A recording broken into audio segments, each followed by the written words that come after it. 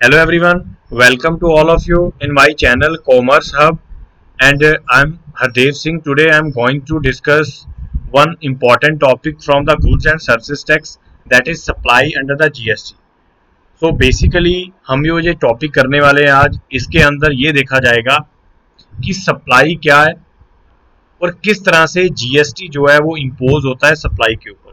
तो शुरू करने से पहले मैं एक चीज क्लियर कर लेता हूँ कि सबसे इंपॉर्टेंट चीज है जीएसटी के अंदर, GST tax is to be levied on the supply of goods and services. तो इसलिए सप्लाई एक इंपॉर्टेंट पार्ट है फॉर लेव्यू और फॉर इम्पोज द जीएसटी, क्योंकि जिस तरह से बाकी प्रीवियस इंडायरेक्ट टैक्सेस थे उनके लिए लेव्यू जो टैक्स इम्पोज करने का इंसिडेंस था वो कुछ और था, लेकिन इसके अंदर टैक्स तभी लगेगा जब गुड्स की सप्लाई होगी। So that's why supply is a main thing which is to be required for levy that goods and services tax.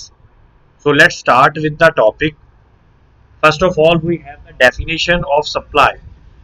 So supply का वैसे मतलब जो नॉर्मल सेंस में आप सप्लाई बोलते हैं वो सभी को मालूम होगा। सप्लाई का मतलब होता है किसी को कोई चीज डिलीवर करना, देना। लेकिन जीएसटी एक्ट के अंदर इसका मतलब को समझना पड़ेगा through the definition. Under the GST supply is consider a taxable event for charging a tax. तो जैसे मैंने अभी बोला कि सप्लाई इंपॉर्टेंट है, इसलिए supply is a consider as a taxable event for charging the tax, क्योंकि सप्लाई के कारण ही या सप्लाई के ऊपर ही टैक्स लगेगा। जब गुड्स की सप्लाई होगी at that time the tax imposed. So that's why the incidence of the tax or taxable event is under the GST supply. So the liability to pay the tax arise at the time of supply of goods and services.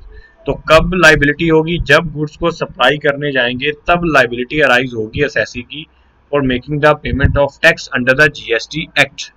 So thus determine whether or not a transaction fall under the meaning of supply is important to decide the GST applicability. तो इसमें important चीज क्या है? अगर आपने ये देखना है कि whether जो मैं ट्रांजेक्शन कर रहा हूँ under the business, these transactions are covered under the GST, मतलब कि जो मैं ट्रांजेक्शन कर रहा हूँ उनके ऊपर क्या जीएसटी लगेगा।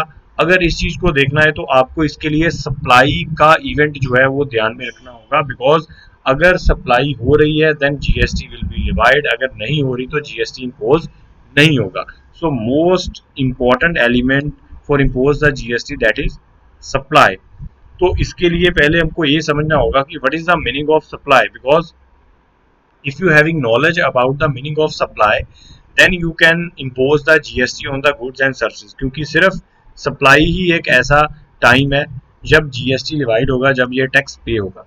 सो सबसे पहले हम जीएसटी का मतलब समझते हैं, सप्लाई का मतलब समझते हैं under the GST. So what is supply under the GST?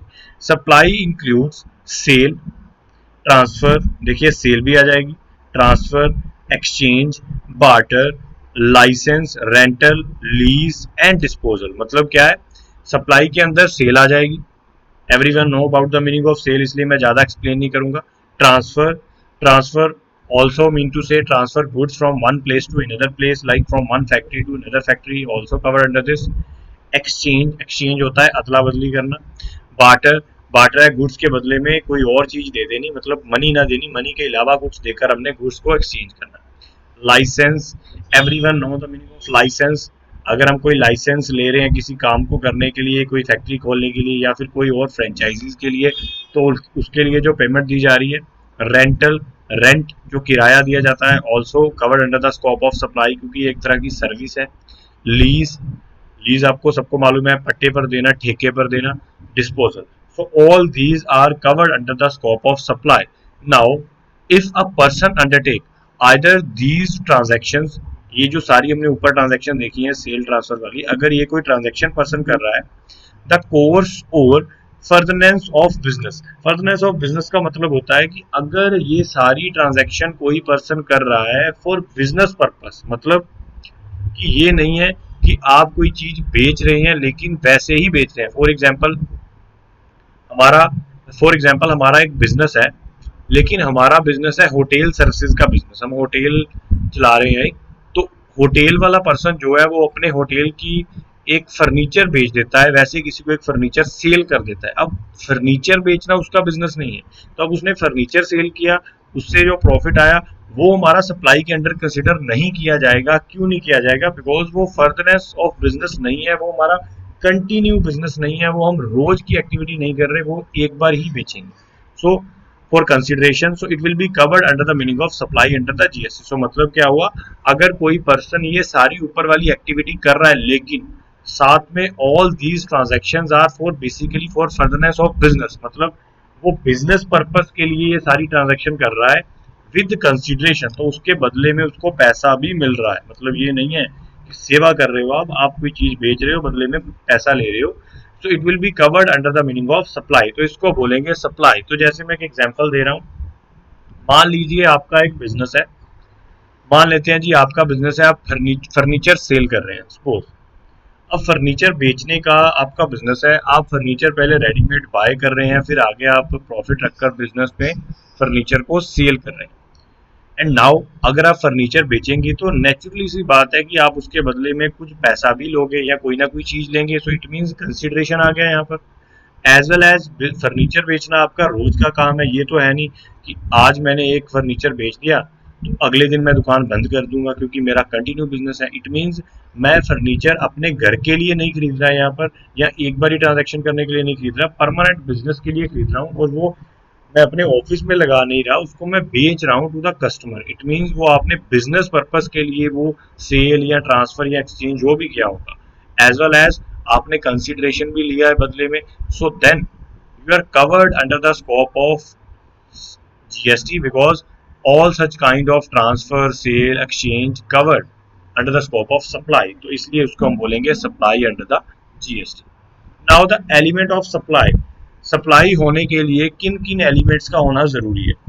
First element is supply is done for the consideration, कि जो कंसिडरेशन, कंसिडरेशन मतलब बदले में आप कुछ ले रहे हैं, फ्री ऑफ कॉस्ट नहीं दे रहे हैं। जैसे एक पर्सन ने किसी की शादी में जाके गिफ्ट दिया, मान लीजिए किसी का बिजनेस है, इलेक्ट्रॉनिक गुड्स बेच रहा है, इलेक्ट्रॉनिक अप्लायंसेस बेच रहा है, उसने अपने दोस्त की मैरिज में अपनी दुकान में से निकालकर एक इलेक्ट्रॉनिक अप्लायंस मतलब फ्रिज जो है, एक रेफ्रिजरेटर जो है, उसने दे दिया एज अ गिफ्ट। अब उसने जो रेफ्रिजरेटर गिफ्ट किया मैरिज के अंदर, उसके बदले में कोई कंसिडरेशन नहीं मिल रहा, ट्रांसफर हो रहा है, सप्लाई हो रही है, लेकिन कंसिडरेशन कुछ नहीं है। इट मीन उसको हम नहीं कंसिडर करेंगे, जीएसटी उसके ऊपर नहीं लगेगा। Why? Because there is no consideration on the supply of good. तो फर्स्ट एलिमेंट सप्लाई के लिए क्या होगा? Consideration. Second one, supply is done in the course of furtherance of business. तो सप्लाई किस लिए होगी? फर्दरनेस ऑफ बिजनेस, मतलब बिजनेस पर्पस के लिए गुड सप्लाई हो रही है, जो हम गुड्स लेके आ रहे हैं वो हमने बिजनेस के लिए खरीदी थी, इसलिए हम सप्लाई दे रहे हैं। If the above mentioned elements are not match with, it is not consider as sale. अगर ये दोनों एलिमेंट नहीं फुलफिल हो रहे तो उसको हम सेल नहीं बोलेंगे।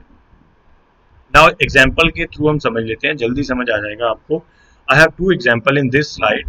Mister A buys a table for ₹10,000 for his personal use. Mister A ने एक टेबल खरीदा है पर्सनल यूज के लिए, and sell it off after 10 month of use to dealer. देखिए आप, ध्यान रखने वाली बात है, पहली बात समझने वाली है कि मिस्टर ए का कोई बिजनेस नहीं है टेबल का। उसने टेबल क्यों बाय किया था? कंजप्शन के लिए, पर्सनल यूज के लिए।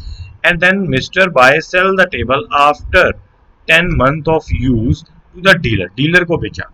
This is not a this one is not considered as a supply under the CGST, as this is not done by Mr. A for the furtherance of business। So देखा जाए तो इसको हम supply नहीं बोलेंगे, because Mr. A was not purchased that particular furniture, that particular table for furtherance of business। क्योंकि जब mister A ने टेबल खरीदा होगा तो उसने कहीं भी ये नहीं सोचा था कि मैंने इसका बिजनेस करना है, उसने कहा था कि मैं इसको अपने पर्सनल यूज के लिए खरीद रहा हूँ। So that's why this one not covered under the scope of supply, और not GST will not levied on such cases because table purchased by the Mr. A not for further business purpose but for the personal use। And second example देख सकते हैं आप, Mrs B provide free coaching. देखिए coaching दे रही है जी Mrs B free, देखिए दे coaching रही है, मान लेते हैं उसका काम भी यही है, प्रोफेशन भी यही है कोचिंग देना, to the neighbouring students as a hobby, as a hobby.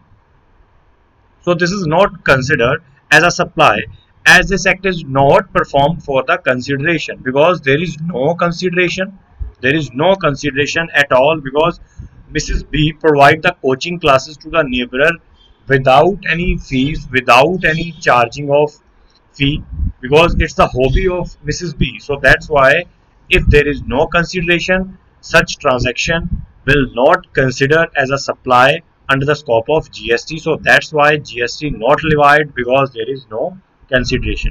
तो इन दोनों एग्जाम्पल से ये आपको समझ आ गया होगा कि किस तरह से दोनों एलिमेंट मिस होने की वजह से ये जो ट्रांजेक्शन्स हैं these are not considered as supply and GST not levied on such transaction. So these one are the example. Now move on the next, classification of supply and types. देखिए basically अगर हम supply की बात करें GST के अंदर, तो उसकी क्लासिफिकेशन के अंदर और भी बहुत सारे मेथड्स हैं, क्योंकि उनकी बेसिकली जो क्लासिफिकेशन इस तरह से भी आप कर सकते हैं टाइप्स के अंदर कि टैक्सेबल सप्लाई, एग्जाम्प्ट सप्लाई। लेकिन मैं जो आपको प्रोवाइड करना चाहता हूँ इस वीडियो के अंदर, मैं सिर्फ यही बताना चाह रहा हूँ इस वीडियो के अंदर कि जो कंपोसाइट और मिक्स सप्लाई है इन दोनों के बारे में बताने जा रहा हूँ, इसलिए मैंने सिर्फ इसके अंदर ये दोनों ही सप्लाई के टाइप्स लिए हैं। बाकी जो फुल फ्लेज मेथड्स है इनके वो मैं नेक्स्ट वीडियो के अंदर आपको प्रोवाइड करूँगा। So classification of supply and type of supply, there is a composite supply and mix supply, two type of supply basically, composite and mix. इन दोनों के अंदर नॉर्मली कंफ्यूजन होती है, इसलिए मैं इन दोनों के ऊपर पहले वीडियो बनाया। तो देखिए फर्स्ट हम देख रहे हैं composite supply.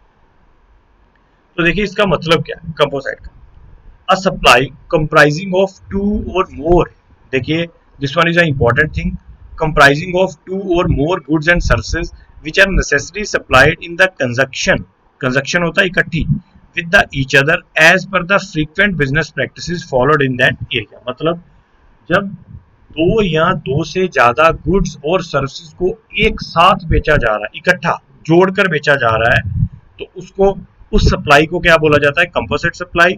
In the other words these item can not be supplied individually. तो ये सबसे इंपॉर्टेंट चीज है, क्यों बेचा जा रहा है इकट्ठा, क्योंकि ये जो आइटम्स हैं इनको हम इंडिविजुअली नहीं बेच सकते, अलग अलग कर कर नहीं बेच सकते, हमारी मजबूरी है। तो that's why such supply is known as composite supply and there is a principal supply and secondary supply। तो देखिए यहाँ पर दो तरह की इस केस में सप्लाई होगी, एक आइटम हमारी होगी प्रिंसिपल, एक होगी secondary supply item in the whole transaction। So in such cases the tax rate on the principal supply will be applied on the entire supply। तो सारी सप्लाई के ऊपर वो जीएसटी रेट लगेगा जो हमारी प्रिंसिपल सप्लाई होगी। तो अगर अभी भी किसी को समझ नहीं आया तो मैं एक छोटी सी पहले एग्जांपल बताऊंगा, फिर मैं ये एग्जांपल रीड करूंगा। पहले मैं एक आउटर एग्जांपल ले रहा हूँ, यहाँ से नहीं ले रहा। अच्छा जैसे एग्जांपल है, अब मान लेते हैं जी आप सभी ने टैब देखी होगी, टैब जो हमारे घर में यूज होती है पानी के लिए टैब। अब टैब के अंदर एक स्पिंडल लगा होता है, बहुत सारे लोगों को पता होगा, जिनको नहीं भी पता वो देख सकते हैं स्पिंडल क्या है, इंटरनेट से सर्च कर सकते हैं। वो स्पिंडल बेसिकली उस टैब के लिए बोल सकते हो कि एक सिस्टम है, एक मैकेनिज्म है। तो अगर वो स्पिंडल की बात करूं तो उसके ऊपर जीएसटी का रेट अलग है, लेकिन अगर मैं पूरी टैब की बात करूं, मतलब स्पिंडल को निकाल कर टैब की बात करूं, तो उसके ऊपर जीएसटी का रेट अलग है। बट एवरीवन नो दैट कि जब मैं नई टैब लेने जाऊंगा, घर से स्पिंडल लेने नहीं गया, हो सकता है मेरी टैब का स्पिंडल खराब हुआ हो, लेकिन मैं स्पिंडल लेने की बात नहीं कर रहा, मैं पूरी टैब खरीदने गया हूँ क्योंकि नया फर्निश किया है मैंने, तो उसके अंदर मैं टैब फिट करवाना चाह रहा हूँ। अब पूरी टैब के ऊपर जीएसटी का रेट जो है वो अलग लगेगा। अब देखा जाए तो स्पिंडल भी साथ में ही सेल हो रहा है, टैब के अंदर है, लेकिन यहाँ पर प्रिंसिपल सप्लाई क्या है, मेरी प्रिंसिपल आइटम ऑफ सप्लाई क्या है, टैब। इसलिए रेट जीएसटी का वो लगेगा जो टैब के ऊपर एप्लीकेबल है, वो नहीं लगेगा which is applicable on the spindle. Why, because here the principal supply, principal good और आइटम भी कंसिडर। तो इस तरह से एक एग्जांपल और ले सकते हैं आप। मान लीजिए आपने एक आइटम बाय की है, मान लेते हैं जी हमने एक बाइक खरीदी है, मोटरसाइकिल बाय किया। अब मोटरसाइकिल खरीदा है, उसके साथ आपको इंश्योरेंस भी मिली। अब इंश्योरेंस क्या है, एक सर्विस है। अब बाइक क्या है, बाइक एक गुड्स है, एक आइटम है। अब मान लेते हैं जी उन दोनों को इकट्ठा बेचा गया है, अलग अलग वैल्यू नहीं है, मान लेते हैं, मतलब इंश्योरेंस की अलग वैल्यू नहीं निकल पा रही। तो अब इनमें से प्रिंसिपल क्या है, जो प्रिंसिपल मोटरसाइकिल है, बाइक है, तो जो बाइक के ऊपर रेट लगेगा जीएसटी का वो एप्लीकेबल होगा। तो अब हम मेरे वाली एग्जांपल देख लेते हैं, buying pen stand and watch embedded in pen stand. तो देखिए क्या है, हमने एक पेन स्टैंड खरीदा है, and and the important thing is watch embedded in the pen stand. कभी आपने पेन स्टैंड देखा होगा मार्केट में जिसके अंदर एक घड़ी फिक्स होगी, वॉच जो है लगी होती है पेन स्टैंड के अंदर जो वुडन का बना होता है। So it can not possible to solve the watch separately. तो ये जो पेन स्टैंड है ये पॉसिबल नहीं है कि आप पेन स्टैंड को अलग बेचो और वॉच को निकालकर अलग बेचो, दोनों इकट्ठे ही बेचे जाएंगे because watch invented in the pen stand, क्योंकि वो जो वॉच है पेन स्टैंड के अंदर है। So here the principal supply is pen stand. So the rate of GST which applicable on the pen stand applicable on the whole item, वो सारी item के ऊपर वो रेट लगेगा जो पेन स्टैंड के ऊपर है। जो रेट वॉच के ऊपर है वो नहीं कंसिडर होगा। तो मैं यहाँ पर समझा भी देता हूँ आपको। अब मान लेते हैं जी जो हमारा पेन स्टैंड था उसके ऊपर रेट है, मानना है मैं एग्जांपल ले रहा हूँ, मान लेते हैं उसके ऊपर पेन स्टैंड के ऊपर रेट था 20%। यहाँ से मैं चेंज कर लेता हूँ। पेन स्टैंड के ऊपर जो रेट गिवन था हमारे पास वो था 28%। ओके, लेकिन जो उसके अंदर वॉच लगी हुई है उसके ऊपर रेट था जीएसटी का 18%। तो अब कम रेट कौन सा है? 18%। तो ये देखकर कहीं आप ये ना सोचना कि मैं कम वाला रेट उसके ऊपर लगा दूं क्योंकि 18% कम है मेरा फायदा हो जाएगा, नहीं, ये गलत होगा। जो रूल बोल रहा है कंपोजिट सप्लाई का कि अगर इन दोनों को अलग कर कर नहीं बेच सकते आप, then the principal supply consider for the whole transaction. So सारी की सारी पेन स्टैंड के ऊपर ये टैक्स लगेगा at the rate of 28% according to the composite supply rule. तो समझ आई होगी आपको सभी को कि what is the meaning of composite supply. तो अगर अभी भी कोई समझ नहीं आई तो उसके लिए मैं आपको ये बोलूंगा कि आप सिंपल एक चीज को ध्यान में रखना है कि जब दो ऐसी आइटम बेची जा रही हैं जिनको अलग कर कर बेचना पॉसिबल नहीं है, there is no possibility to sell these item separately, तो उस केस के अंदर जो प्रिंसिपल मतलब जो आपके उस सारे आइटम के अंदर मेन थिंग थी, which one is a main thing, उसको जो उसके ऊपर रेट लग रहा होगा उसको हम कंसिडर कर देंगे एज अ मेन आइटम। तो जैसे इसकी एग्जांपल आप ये भी ले सकते हैं, मान लीजिए मार्केट में एक रिंग, गोल्ड की रिंग आपको बेची जा रही है। अब रिंग के ऊपर मान लेते हैं डायमंड भी लग रहा है, डायमंड एम्बेडेड है उसके अंदर। तो अब प्रॉब्लम क्या है, वो दुकानदार जो है या वैसे बोले कि वो रिंग को अलग कर कर डायमंड से बेचना पॉसिबल नहीं है। तो अब प्रॉब्लम क्या है, जो स्पेशल रेट्स है उनके अंदर जीएसटी के 3% रेट एप्लीकेबल है गोल्ड के ऊपर, मतलब रिंग के ऊपर, बिकॉज रिंग गोल्ड से बनी हुई है। जो डायमंड है उसके ऊपर रेट है 0.25%। अब देखा जाए डायमंड का रेट कम है, लेकिन हमारी मेन आइटम क्या है, ये बेसिकली प्रिंसिपल क्या है इसमें, रिंग। तो रिंग क्या है, gold item. So that's why यहाँ पर रेट वो लगेगा जो प्रिंसिपल सप्लाई के ऊपर applicable. So now move on the next one, that is mixed supply. देखिए मिक्स का क्या मतलब है, a supply comprising of two or more goods and services wherein the supply are independent of each other. देखिए यहाँ पर सबसे important word यही है, इंडिपेंडेंट ऑफ ईच अदर। देखिए इसमें भी यही हो रहा है, दो या दो से ज्यादा गुड्स को मिक्स कर कर हम बेच रहे हैं, लेकिन सप्लाई आर इंडिपेंडेंट, मतलब एक दूसरे के ऊपर सप्लाई डिपेंड नहीं है जैसे कंपोजिट सप्लाई में था। कंपोजिट सप्लाई में प्रॉब्लम क्या थी, हम पेन स्टैंड बेच रहे थे लेकिन वॉच भी साथ में ही बेचनी पड़ेगी बिकॉज उसको सेपरेट करना पॉसिबल नहीं था। लेकिन इस केस के अंदर क्या है, you can separately sell the item, आप अलग से बेच सकते हैं, इंडिपेंडेंट है item, and are not necessary required to sold together. देखिए यहाँ पर कोई जरूरी नहीं है कि आपने आइटम को इकट्ठा ही बेचना है, there is not necessary to sell the item together, is called a mixed supply. So the first condition to be met for the mix supply is that it should not be a composite supply. तो सबसे पहले ये composite नहीं है। In such case the tax rate that is higher of the two supply. तो देखिए इसमें principal नहीं देखा जाएगा, इसमें देखा जाएगा कि जो आइटम मिक्स है एक जगह पर उनमें से किस आइटम के ऊपर हायर टैक्स रेट है।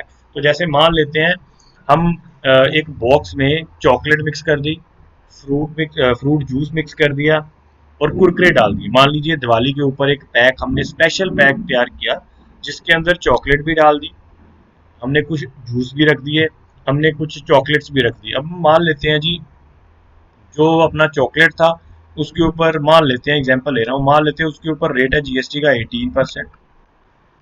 जूस जो हमने जूस मिक्स किया है उसके ऊपर रेट है मान लीजिए 12%, rate of GST is 12% on the juice. And जो थर्ड आइटम कुरकुरे हमने मिक्स किया उसके ऊपर मान लेता हूँ मैं 5% है। अब ये नहीं है कि आपने 12% लगाना है या 5, आपने देखना है which one is a highest, किस आइटम के ऊपर हाईएस्ट जीएसटी है। जो हाईएस्ट होगा वो सारे पैकेट के ऊपर लगेगा। अब सारे पैकेट की वैल्यू आपके पास होगी, क्योंकि दिवाली पर जब ये पैक बिकेगा, सेल होगा, तो इकट्ठा बिकेगा। तो अब सारे पैकेट की मान लेते हैं जी वैल्यू थी 200। सो दैट्स वाई यहाँ पर 200 में ये नहीं होगा कि आप पहले कुरकुरे की वैल्यू माइनस करेंगे, फिर आप दूसरे जो जूस है उसकी वैल्यू माइनस करेंगे, नहीं, सारे का सारा इकट्ठा पैकेट बनेगा, उसके ऊपर इकट्ठा जीएसटी रेट एप्लीकेबल होगा। Higher one here is 18%। अब आप एग्जांपल देख सकते हैं, buying a Christmas package consisting of cake, aerated drinks, chocolates, Santa caps, and other gifts items. So each of these items can be sold separately. ये सारी item अलग अलग बेची जाती थी, पहले बेची जाती थी, अब भी बेच सकते हैं। Are not dependent on each other, ये नहीं है कि अगर आप मान लीजिए इस पैकेट में से अगर आप सपोज केक निकाल कर बेच देंगे तो ये रेटेड ड्रिंक और चॉकलेट्स नहीं बिक पाएंगी, या हम यूँ बोले कि अगर हम इनमें से ये सारा कुछ निकाल देंगे तो ये नहीं है कि ये अलग अलग कर कर नहीं बिकेगा, ये बिकता है अलग अलग। हमने सिर्फ इकट्ठा क्यों किया, क्योंकि एक क्रिसमस पैक तैयार किया है हमने। तो अब जब पैकेट बन गया फिक्स, अब पैकेट के लिए हम पूरा पैकेट ही बेचेंगे और पूरे पैकेट का ही दाम वसूल किया जाएगा। तो इसलिए जीएसटी पूरे पैकेट के ऊपर लगेगा, लेकिन प्रॉब्लम यह है कि सभी के ऊपर अलग अलग रेट है। तो अब कौन सा रेट एप्लीकेबल होगा? So each of these item can be sold separately and not depend on each other. So this one is a mix supply, so that's why higher rate applicable on the whole packet. इन सारी item में से जिस item के ऊपर GST का rate highest होगा वो applicable होगा on the whole packet. This one is known as mix supply. तो डिफरेंस क्या हुआ दोनों में, कंपोजिट और मिक्स के अंदर?